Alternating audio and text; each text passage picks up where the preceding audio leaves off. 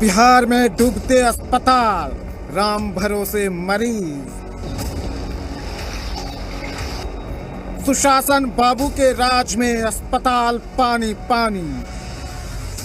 पानी में डूबे ये बिहार के दरभंगा का डीएमसीएच यानी दरभंगा मेडिकल कॉलेज अस्पताल है। अस्पताल में सैकड़ों मरीज भर्ती हैं, लेकिन अस्पताल पानी में डूबा हुआ है।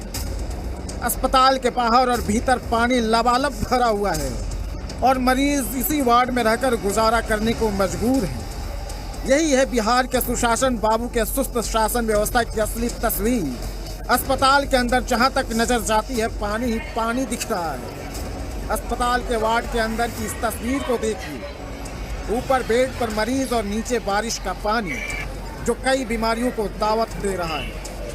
अस्पताल से डॉक्टर और नर्स गायब हैं। मरीजों को भगवान भरोसे छोड़ दिया गया है। मरीजों की जिंदगी बस बेड पर ही कट रही है। अस्पताल आवारा कुत्तों का अड्डा बन गया है और शासन प्रशासन मौन है।